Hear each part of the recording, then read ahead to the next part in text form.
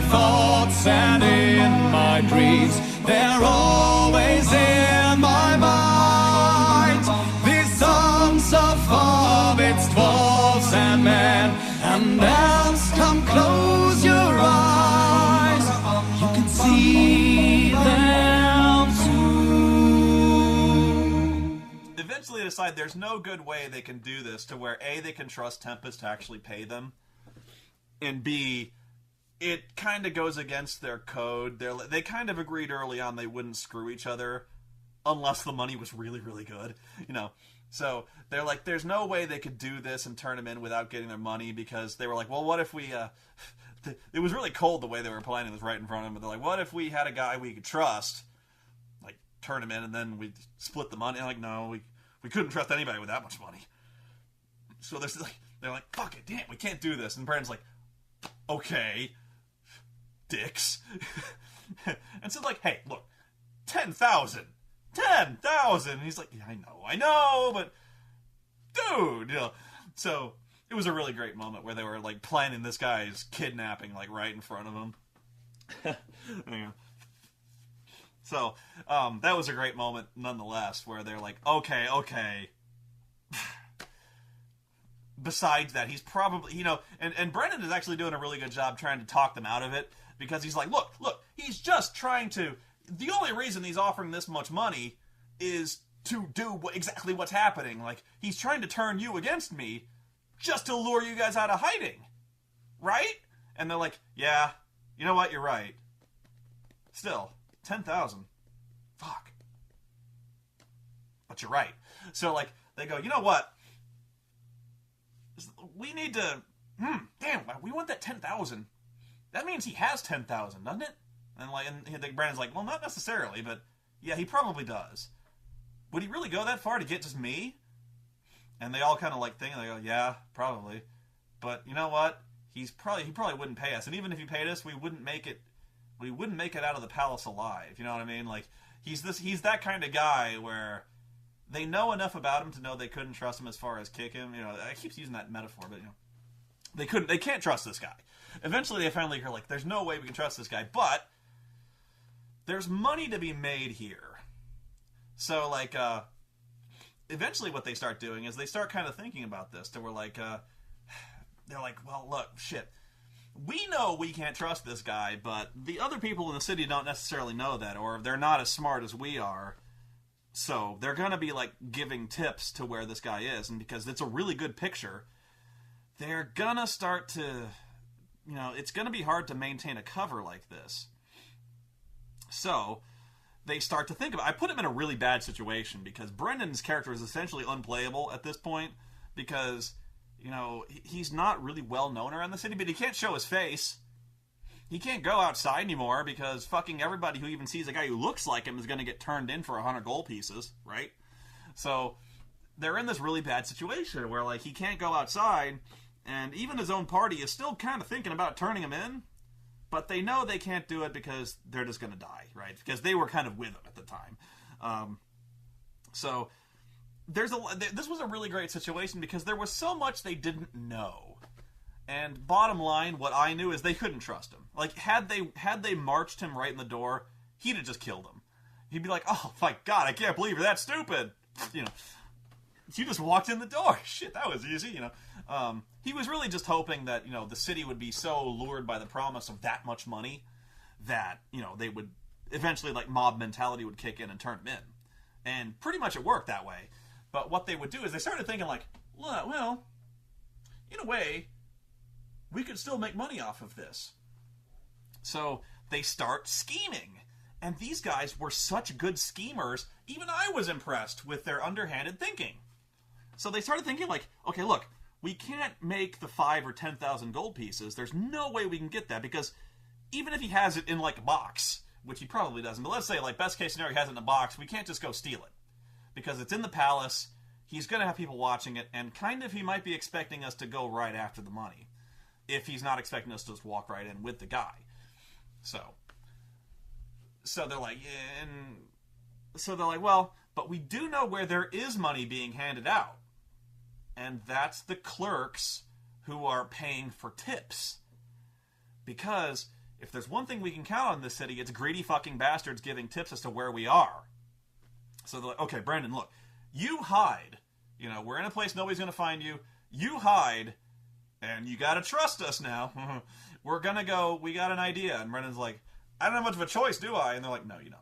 So they're like, so they leave, and they're like, look, we're not going to turn Brendan in. There's no point, because we're not going to get paid. And even if we do, it's kind of a dick thing to do. I had a really good set of players to where, like, they were talking about it, but these were guys who were not going to screw over another party member. They were trying to play it to where, like, look, we're going to play it to the point where we're kind of loyal to each other. We're bros, you know, like, we're going to do this thing where we're thieves, we're killers, but you know what, we're bros. We're not going to turn against each other. And it was kind of a metagame thing where they're like, we're just going to work together. We're not going to do this thing where we're going to eat each other. And I was kind of hoping they would, but just to see what would happen. But I was stirring the shit, and so they knew it. But but they knew where some money was, and it was with the clerks.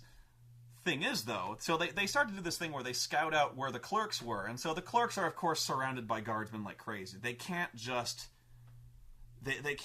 attack the clerk because they'd have to kill 20 guards to get to it. And they were actually thinking about it. They're like, we could do this, but there's no way we could do it fast enough to not draw attention for one, and probably we wouldn't get away with it clean. Definitely we wouldn't get away with it clean.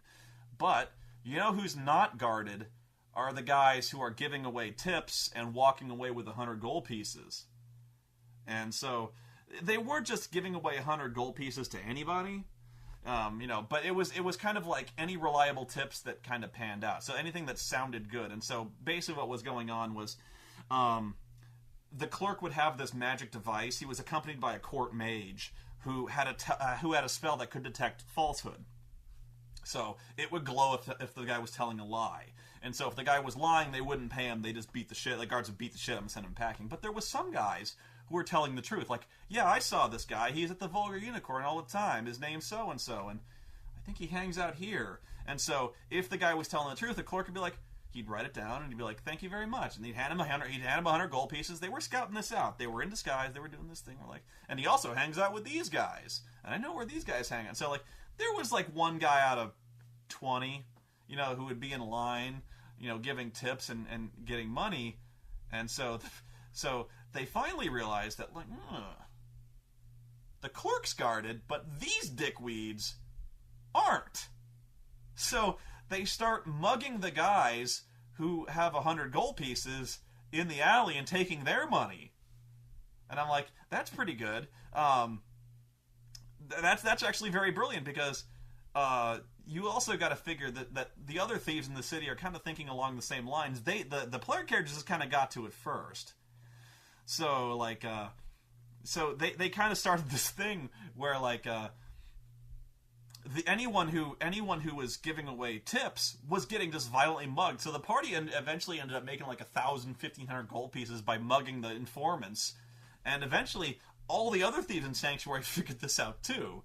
So, all of a sudden, you had these guys either making it a big production out of either, being stool pigeons, which actually in Sanctuary is kind of a death sentence already, being a guy who narcs on other people, but this was a lot of money, so it was kind of understandable. So either these guys would be walking to the desk with all sorts of bodyguards, or you had the kind of guys who hung out at the Vulgar Unicorn who couldn't afford all these bodyguards.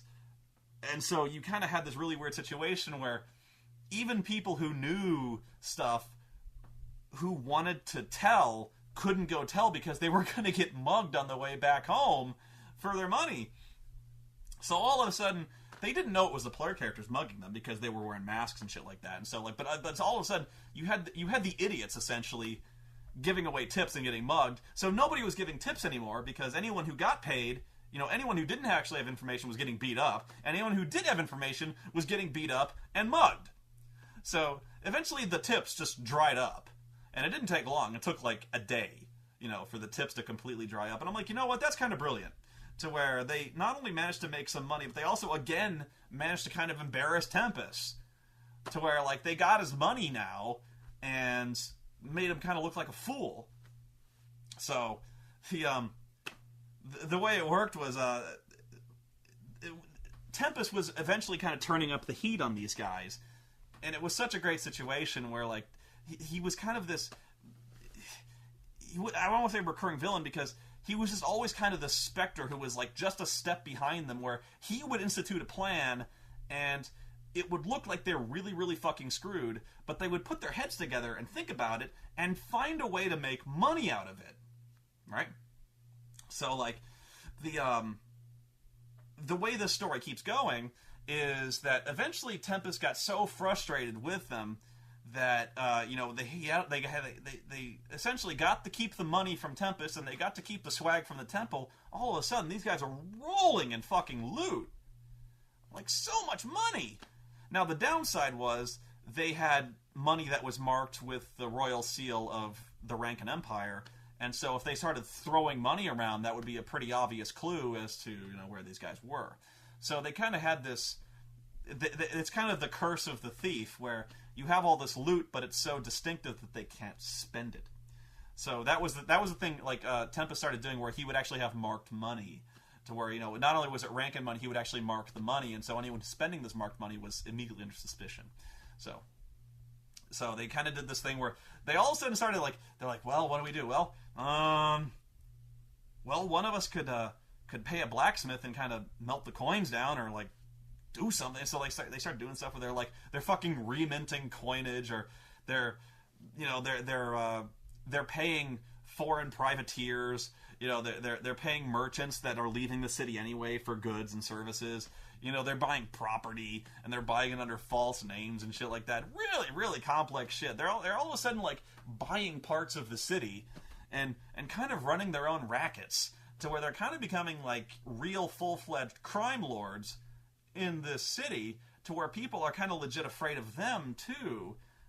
Kind of almost more afraid of them than they are of Tempest. And so Tempest starts to realize, shit, nobody's afraid of me. And so he starts to call in the stepsons. And I have to explain what the stepsons are. The stepsons, if you think in historical context, are very much a Greek fighting force. And it's kind of a historical fact that back in ancient Greece, they would have these very specialized elite soldiers called hoplites that emphasized teamwork and a special fighting style. These guys were very brutal, very elite, and one of the aspects about some of these guys is that homosexuality among these guys was just a thing that happened. It was not something that was necessarily frowned upon. It was just a thing. It just happened. And so that was kind of the things about the stepsons in Thieves' world was these guys were kind of known for they had a special fighting tactic where they would pair off. They had kind of a special pair bond called this. They were called the Sacred Banders or the Stepsons, and these guys were a cavalry unit, not hoplites, but they would specialize in fighting in pairs. And oftentimes these pairs were sometimes, not always, homosexual couples. And that might sound silly. You might get a chuckle out of it, like, what the fuck? But and so honestly, you got over that real quick, because you might have laughed that these guys were like a fighting force of gay dudes. Not all of them, but this is a fighting force of gay dudes. But these gay dudes would fucking kick your ass, really fast. These guys were good, and these guys were they would have all sorts of specialized feats that these dudes would flank you and fucking kill you. They'd fuck you both ways like a pair of finger cuffs, and it's funny until it happens to you. So don't laugh at these guys because they're tough. So when you're reading the book, that might be your initial reaction if you're stupid. Gay people. No, they're badass. All right. So these guys are really high-level fighters. They are not to be fucked with, and they're also fiercely loyal to Tempest Thales. So I'm they've basically humiliated Tempest for the last time, and he's like, you know what? Fuck it. He's like, I'm gonna bring in martial law. You know what? I'm gonna go in there and I'm gonna fucking clean up this city if I have to fucking kill it to do it. Because Tempest has just kind of been pushed over the line, finally. There's kind of a resistance to the Rankin Empire in there, and the party members have essentially joined up with it because anything to piss off fucking Tempest, right? So all of a sudden these guys are not only actively opposing Tempest, but they're actually actively sabotaging the Rankin influence in the city, hitting supply convoys, hitting major municipal buildings, causing chaos. And so Tempest is like, I gotta crack down. There's like a full-fledged open rebellion in my city, and the guy who threw acid in my face is behind it. So, and he's still got fucking, he's still scarred up. He's not healing. He won't die, but he's not healing. And so he brings in the Stepsons, which, is this elite unit of guys who are loyal to him. And he's like, I'm going to crack down. Like, the city guards are not enough. I need the Stepsons. I need the Sacred Band to come in here and fucking crack down. So he's like, anything I got to do, I'm going to do it to find these guys.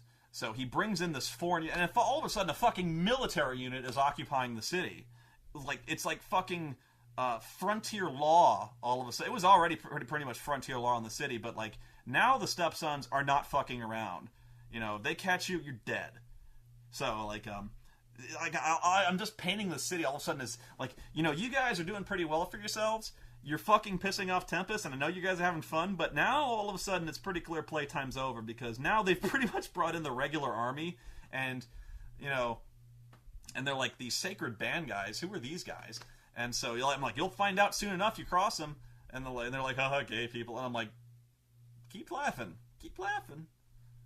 And so they run into some of these Sacred Bander guys, and they're good. It was a tough fight, because they run into about 12 of them. And when they start pairing off, it's 2-on-1 every way that you can imagine it. It's a clusterfuck, and these guys are good. So they're like, shit, this is serious. Fuck, man. So the Sacred Band moves into town, and kind of what happens is Tempest does another thing, where he calls another meeting. He's like, look, I'm tired of fucking around. He's like, okay, I tried to be nice. I tried to offer you guys a reward to turn these guys in. These criminals who are, but he's like, you know what? I'm not going to punish them for their crimes. As long as they're free, I'm going to punish you. So, it's almost very like Robin Hood, Sheriff of Nottingham type thing, where like he's kind of turned from the carrot to the stick here. That's the metaphor I was trying to think of, where he's like, look, all right. He's like, I brought in the Sacred Band. You crossed them, you're dead. Hell, you know what? You're dead anyway. He's like, every day that these guys go free, people will die. And he's like, I'm going to pick, there's going to be a lottery. Every day there's going to be a lottery. And I'm going to do this. And the prince is kind of standing there going like, I can't tell this guy no. Like, I can order this guy around, but when he gets his mindset, I can't do nothing, the prince is like got a full-fledged rebellion on his hands. And like Tempest is like, I'll handle this, and he's like, I brought in the Sacred Band, and really, that was pretty much enough to do it. But he's like, you know what? People are gonna die, and he's like, I know you're watching. I know you guys are in the crowd somewhere watching. So I want you to watch this, and watch real fucking close. And so like he there's kind of they've been in the city so long that they developed an extensive network of contacts. And so kind of what he started doing was, he knows enough about the underworld, he has enough informants in the city that he doesn't know where they are, but he knows who they talk to. So these guys have fences who buy stolen goods. They have people who give them weapons. They have people, their contacts to the resistance, and they have guys who, informants and people who run, bolt holes they can hide in and shit like that. Thieves Guild members and things like that. People they buy magic supplies from. And so he's like, you know what? I'm sick of this. So he's like, I want you to watch this real close. So he lines up the barmaids from the Vulgar Unicorn. And so they've started going back to the Vulgar Unicorn because it's one of those places where the guards just don't go. And so one of the characters, I forget which one, actually had a romance going with one of the barmaids in the Vulgar Unicorn. And this is going to sound really dark, and it is, and it's very disturbing. And I'm like, but you know what? This is actually very in character for Tempest. And I'm just saying this is the character of Tempest Thales. They've pushed this guy over the limit. And this was one of the sickest things I've ever done in an RPG. And honestly, I would never do this in an RPG except for Thieves World, because they kind of pushed this guy to the limit. And fucking Tempest is evil anyway. I mean, like, more evil than... He really is fucking evil. So he takes one of the barmaids from the Vulgar Unicorn, and puts her on her knees and literally skull fucks her to death in full view of the entire fucking city. Like kills her with his dick in her eye socket. And even the PCs were looking at me like, are you seriously going there? Oreo is on the bed having a dream. And I'm like, they were like shocked that I would go that sick on them. And I'm like, yeah, you have no idea. Oreo. Hang on a second. You were having a dream, puppy. Sorry. Oreo's really confused. She just woke up like, where am I? But yeah, the party was really disturbed by this. This is like the most disturbing thing I've ever said to them, was like, you just had a guy skull fuck a live woman to death with his dick. And I'm like, yeah. And they're like, that is disgusting. I'm like, yeah, isn't it? And they're like, we don't even know you. And I'm like, look, now I'm all set. I feel I'm kind of disgusted myself. And I'm like, well, I'm not saying that I would do. I'm saying Tempest Thales, and I'm like, look, he's the fucking god of rape. What do you want? You know, like he's the avatar of the god of rape. This is what he does. And they're like, yeah, but oh, they're like, we didn't think he was that mad. And he's like, he's that mad. And so like, he's like, so like Tempest, he like puts his pants back, his dick's covered in blood, and they're like, did we just watch that? And so the crowd is like horrified, like rightfully horrified, and they're like, oh my god, Tempest, you bastard, what did you do? You know. And so Tempest is like, yeah, I'm doing this. Like, so Tempest is like, every day that these guys are not brought to me, people are going to die, and they're going to die slow, and they're going to die horribly right in front of me. I'm going to do it right here in front of fucking everybody. And so, like, he's got a riot on his hands. This is a fucking riot. And so he's like, stop, I'm telling you. You better stop. And they're like, so they're like, down with Rankins. And he's like, so he sends in the stepsons, and the stepsons enact basically a massacre. And so he's like, from this point forward, the city of Sanctuary is under a police state. There's a curfew. The lawlessness will end here. Find these people, turn them in. And so all of a sudden, the mood in this city, the mood in the campaign is just changed. Like, whoa. You know, like, all of a sudden this is, like, shit went beyond real. You know, shit has gone, like, hardcore. Like, there's, like, 1,000 people dead in this fucking city. Like, the streets are running red with blood. And, like, Tempest is fucking skull-fucking people on the city walls.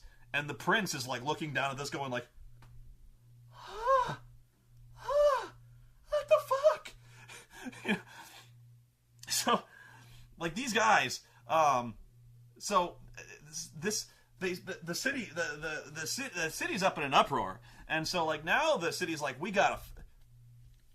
And so, like, this, it really became, like, almost like the Dark Knight. Where, like, you had this demagogue, you had this fucking supervillain, this god, who's, like, just a reign of terror on this city, you know? And it really was a struggle for the soul of Sanctuary at this point, because you had this fucking despot who is slaughtering all these people, but he's unstoppable, you know? You can't approach this. You can't kill this guy. Not for lack of trying, you know. He's got this army. You know, he's this mailed fist just hammering this city. And, you know, they don't want any more people to die because he's fucking killing. He's making examples out of these people, making horrible examples out of these people. And so, really, it was a horrible, horrible example that he set, but I was like, you know, he made an impression on this city. He's going to be killing people every day. You'd better believe that the Resistance even is considering, like, they didn't know the full fury of this guy, and you just set it loose. So, like, even the Resistance is kind of stepping away from you guys. And they're like, oh, shit, the city is... Like, the city might really turn on you. Like, it doesn't matter how much money you have anymore. It doesn't matter how much influence you have. Like, this guy this guy has just gone on the wall. He's got the fucking crazy eyes. Like, he's up there. He's just fucking out of his mind. You know, he's clearly just, you've driven this guy to the point of madness. He can't sleep. He can't eat. His face is like festering because the goddess is so mad at him. It's not even healing. It's getting worse. Like, he's in so much pain. He's been driven mad, you know. So I'm like, this guy does not sleep. All he is doing is looking for you guys. And you know what? He's basically been on the wall and said, I am willing to burn this city to the ground if it means killing you guys. And you know what? I think the city's starting to believe him. And so I'm like, you got to do something. You got to make it good because it's not going well. So the guy's like, well, we need to, like, you know what? It's time for the rebellion. So, like, they start leading this rebellion. Like, you know what? If the rebellion's stepping away from us, we're gonna fan the flames. And so, like, they start getting, there's kind of a bard character they have, and so he starts working his oratory and starts to whip the rebellion. He's like, this is the time. You know, like, you don't understand. Like, this is the time to strike. He's fucking pissed. He's making mistakes. We've driven this guy to the point of madness. We can strike, you know. And so they're like, I'm like, well, the stepsons are in the city. I'm not quite following. And he's like, because these guys, they outnumber the rebellion like 10-1, and they're elite troopers. You're talking mercenaries here, and like I'm talking from the rebellion side. I'm like, you're talking mercenaries here, and even the guys like, we can't take the sacred band. We've tried. These, you know, those guys are tough, and they're like, yeah, but we have the luxury of knowing the city and knowing that Tempest is monomaniacal. His tunnel visioned on us. He's tunnel vision. And I'm like, you know, you guys have a plan. I'm really impressed. This is some of the best planning I've ever seen. I'm like, you know, you guys are turning everything this guy does and using it against. These guys are fucking brilliant. Fucking brilliant PCs. I was so impressed with these guys because I didn't know how they were going to get out of this. I was just giving them a situation and letting them go. And so they were doing this thing where, like, look, we're going to do this thing. You know what? We will handle Tempest. And I'm like, sure you will. And they're like, okay, here's what we're going to do. We are going to, we're going to start the fight. Okay. We are going to start it in the city, and we're going to make it clear where we are. We're going to call him out. All right. And he is going to send everything he has at us. So when that happens, you're storming the palace. You're going to storm the palace, you're going to kill the prince, and you're going to kill whoever's there. And Tempest, he's ours, because he's going to come personally to do us. And he's not going to expect a counter. He's not going to expect this. And I'm like, you know what? You're right. These guys are all of a sudden leading an army. These guys are like, I think, 7th level at this point. They're pretty high level, considering. But I'm like, all of a sudden, these guys have a really good plan. So, like, they have planned out a coup in the city. And I'm like, awesome. So they map out this plan, and I'm still not getting how they're planning on taking Tempest Thales down. But eventually, and even they're like talking like, okay, we've got this thing where like we are the diversion, and they're gonna go like basically we have to be there to draw Tempest out, but Tempest is coming, and he's gonna bring about 10,000 troops with him. What do we do? And so they're like, well, we're probably going to die. And they're like, well, that's not good. That's not good at all. And so they're like, well, you know, maybe it's not enough that maybe we can use this against them to where, like, you know, we can call them out, but we don't necessarily have to start a stand-up fight. As long as we get the troops out of the royal palace, you know, and out of their garrisons for just long enough, and we can occupy their attention for just long enough playing hit and run, we can do this. And Tempest will have nowhere to go. So they're like, you know, if we can occupy the palace and hold the prince hostage, he's still loyal to the prince. So like we'll be in a power of negotiation here. We can at least, we'll have something. We'll have a bargaining chip, you know. We can call him out. And so they do this thing where they actually they call Tempest out. They basically, what they start doing is I called it the Chicago way, where like you know, these stepsons were enacting frontier justice. So like they were cutting people's hands off, you know, they were hanging people. So their point of view was like, you know, they cut off one of their hands, we cut off one of their arms. They send one of our guys to the hospital, we send one of theirs to the morgue. That's the Chicago way. That's the sanctuary way. So what they start doing is they start using the stepsons their tactics against them, to where like they would lure patrols into the city and then murder them, but not only murder them, make grisly examples of them. And that was actually they had upped the ante almost from the rape on the wall, where like they were kind of erecting shrines, like really grisly fucking shrines. They would murder these guys and like go into great detail about the attention to detail these guys would put in to the examples they were making out of the fucking stepsons. Like they were like they would ambush entire squads of sacred banders. Really tough fights, but they would do it. They would do it just to like, you know, they would give false tips, or they would start a fight just to draw more sacred banders into a larger ambush, you know, or they would walk into an ambush to set up a bigger ambush because they'd be like, look, we know this is a trap. So they're doing this thing where like they're almost dictating to me what the adventure is, and it was so great. So like they were doing this thing, going into like fucking grisly detail, because I went into grisly detail what Tempest was doing. It's like, you know what? If it's real, it's fucking real. So like they're killing these dudes, and like, and fucking I haven't mentioned this guy's name. I'm gonna make up a new name. Peter. So Peter, I learned a lot of things about Peter in this adventure. That sounded wrong. But no. What he started doing was he was the one who was kind of in charge of the decorating. So they would kill like 8 to 12 sacred banders, and he would make a mountain of heads. Like he would cut their fucking heads off and make a mountain of them. And so he would do that, and you know, he would leave them for other guards to see. And he would do this, and eventually that wasn't good enough. He's like, you know what? It's good, but it lacks that personal touch. And so he's like, okay, you know what? Fuck it. What I'm gonna do is I'm gonna nail them to a wall. I'm gonna nail it, like I'm gonna nail them to a wall. No, what I'm gonna do is I'm gonna do like impaling, like up. I'm gonna because he starts kind of going into hate crime territory, because he's like, okay, I'm gonna show these gay stepsons dudes.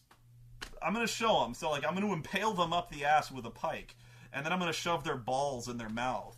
And I'm like, dude. He's like, what? I'm like, that's like homophobic and horrible. And he's like, look what Tempest has driven us to this. And I'm like, maybe we should stop. I'm like, this game has kind of gone over the edge. Because seriously, they started enacting like guerrilla warfare tactics, and like there's like mass murder going on, and people are getting balls shoved in their mouths and like impaled up the ass with a pike. It's like cannibal holocaust and shit. And I'm like, even I am like, what have I done? What have these people become? What have I forced them to become? Like, I've made these guys into like fucking horrible.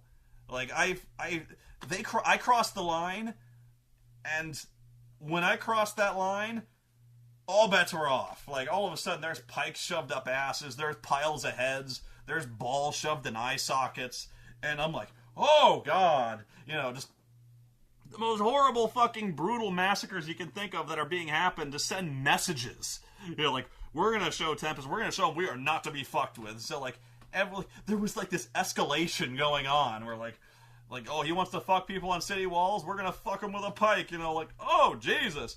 So, eventually it all comes to a head, this big battle, to where like, what happens is they kind of do this hit and run tactics where like they basically like leave a pile of heads with a note.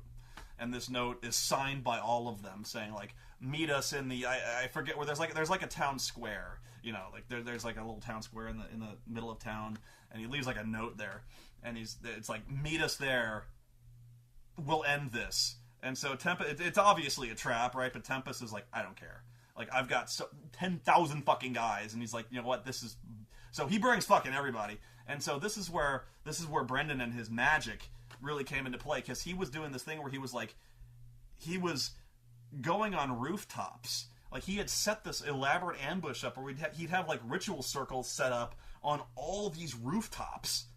And so the guys would be doing these hit and fade strikes against the stepsons, they would have like 100 of these other resistance guys kind of doing hit and fades, and they'd be throwing shit and like setting strategic fires to funnel them into the square, where they'd turn the square into a kill zone. And they were counting on Tempest just pounding at these traps like a hammer, not thinking straight. So they caused chaos. There was smoke. There was fire. They were burning the fucking city down. This thing, like, we planned like 2 weeks. This fight took 2 weeks to fucking go through because it was that detailed and elaborate. And these guys were meeting outside of game time to plan the war. They had fucking charts drawn. It was like fucking Patton going on right here. And I'm like, this is the most fun I've ever had in an RPG. Like, these guys were so involved, and so they wanted to beat this guy. They wanted to, like, not only beat him, but end him, So, and meanwhile, Brendan is going from rooftop to rooftop, throwing just fiery death down on the sacred banders, because, like, it's taking minutes at a time, like 2-3 minutes to prepare these spells, but he had all the elements in place on these rooftops. So he's like, and you go down there and jump to a next rooftop because he had these escape routes planned. And so he did this for like an hour of game time, just hitting them.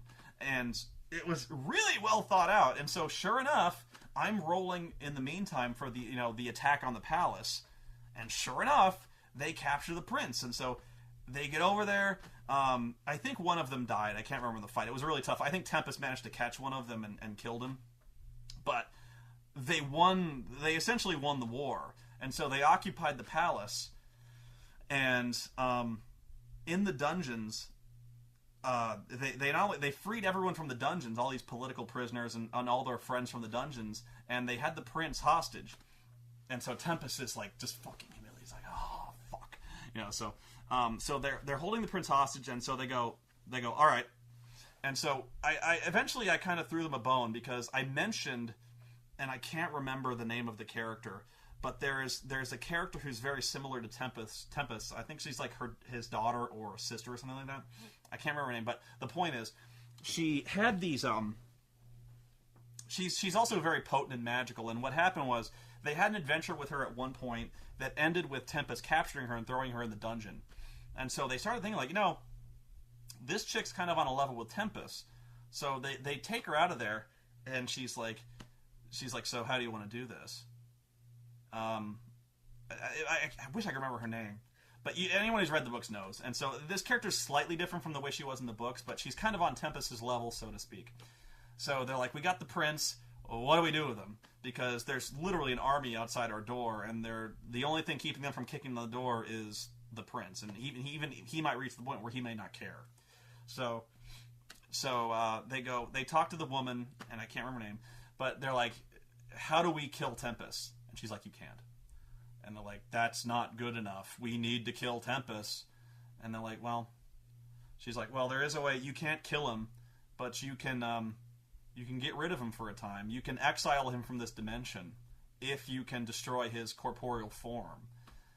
You can't kill him. You can't.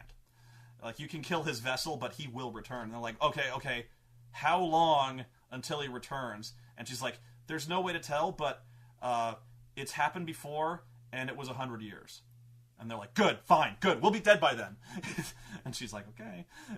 He's like, but no promises. And they're like, okay, so how do we beat him? We can't. And she's like, you can't beat him. Like, and they're like, all of us? We've got like 1,000 guys in this palace. He's like, you can't beat him. And so they're like, well, well, no, but you don't understand. And so they're like, well, you're assuming we're gonna stand up fight. What if we were tricky here? And he's like, oh yeah, you could. She's like, you know what? I've got these things, and so she gets these. She has these. I'm not even kidding. Her character in the series has like these magic hair, not hair pins, but like almost like chopsticks that women hold their hair up. She's had like these magic needles that go in her hair. She kind of has these magic needles, which she uses to basically absorb the souls of people she kills. She's kind of like an elite assassin who does this, and so she kind of gains her powers from doing that. And she's like, you could try these. If you can keep him occupied long enough, I can do this, but I guarantee you I won't get his soul, but they will definitely disrupt his mortal form. And they're like, you know what? Only chance we got. So what they do is they get on the walls and they call Tempest, and the fighter of the group, the kind of the gladiator character, is like, he's like, okay. And Tempest is like, you really don't think you can hold up in there forever? And they're like, we'll kill the prince. He's like, you know what? You've got an hour. Give us the prince. I don't even fucking care at this point. Give us the prince, or we're gonna come in there and fucking kill you. And he's like, I'll do one better. I'll let you in, you and me, one-on-one. And he's like, one-on. He's like, you know what? All of you. That's all I wanted from the beginning. He's like, it's all I wanted. All of these people who died. Thousands of people I've killed just to get to you. All I wanted from the beginning was you guys against me.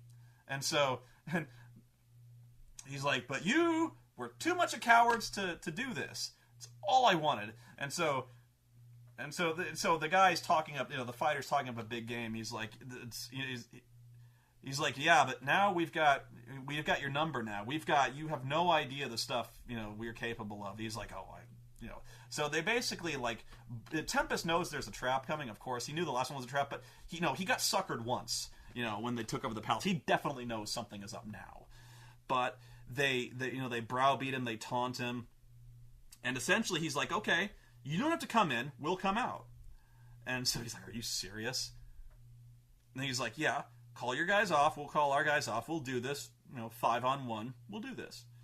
And so, they finally do this thing where they fight Tempest, and they keep him occupied long enough, and so even when they're beaten handily, and so they're still, even though they're beaten, they're bleeding out, they're still kind of taunting him. He's like, they're kind of doing like an Arnold Schwarzenegger in Commando. He's like, you don't want to just cut my head off, you want to stick a knife in me and see what's going on when you turn it, And so Tempest is like, I can do it, and so like he takes his knife out, and he's the one guy who Tempest raped his girlfriend is the one guy he's like, start with me, mother, start with me.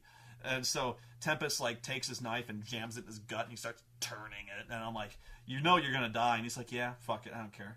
And I'm like, okay. So he eventually cuts his heart out, and he rips his heart out. He's like, and he starts like eating his fucking heart, and all of a sudden his wounds are healing, and he's like, I feel so good. And so and so he's enjoying it so much.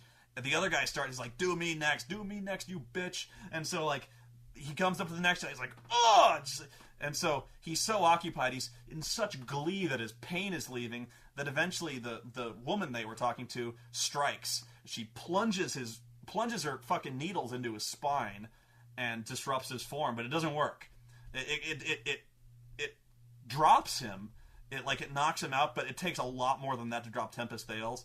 And so at that point, like, everyone who has like potions quaffs what few potions they have and just like jumps on the guy. There's like 4 of them left, and they just like jump on the guy, and they're raining shots down. Like, raining shots. They pummel this guy into fucking jelly. Like, even the puddles of jelly, they're hitting, because the puddles of jelly are moving. And so eventually they take like fucking kerosene and they burn that, and the ashes are moving. And so like they take the fucking ashes and they throw the ashes. And so they're like, we fucking killed Tempest Thales. And so I'm like, okay, that's good. And it was such a long campaign. Well, it must have been like 6 months this campaign lasted. And ordinarily, like, even I know even hardcore fans of Thieves are like, you can't kill Tempest that way. You can't. It wouldn't happen that way. And you know what? You're probably right. But this was such a hard-fought victory. This was such a well-planned victory, and they worked so hard for it that they knew they hadn't beaten this guy. Not definitively. Like, basically, this guy was going to come back one day, and it wasn't going to be 100 years from now. Like, he was going to come back someday, but today, they won, So that was basically where the campaign ended, was because they essentially had thrown Thieves World into fucking upheaval. They'd basically taken over Sanctuary. So I was, things got in the way, people moved away, I got a job, and we essentially couldn't continue the campaign. I was going to do the thing where essentially there was another race of people called the Basib, who are from across the sea, and they essentially take over in the novels. This is not much of a spoiler. In the novels, the Basib come, and they basically take over the city from the Rankins anyway. So I was going to do this thing where I was going to fast forward to when the base had come, and they essentially just straight up conquer Sanctuary out from under them anyway. So it didn't matter if the Rankins were in charge or the base were going to come and kill them anyway. But this was such a satisfying victory for them, and it was so richly deserved.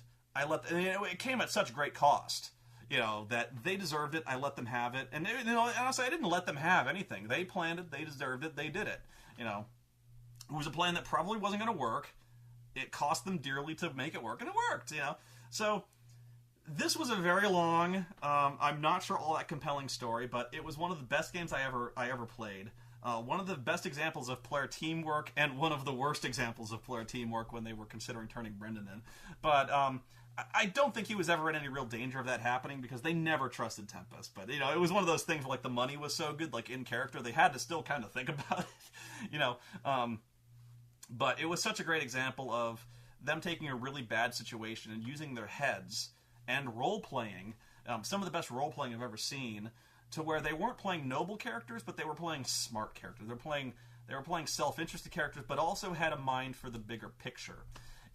So it was some of the best teamwork I'd ever seen, where they didn't use knowledge of the they didn't use knowledge of the novels as an unfair advantage. They used knowledge of how people act and their knowledge of the characters as I portrayed them against them.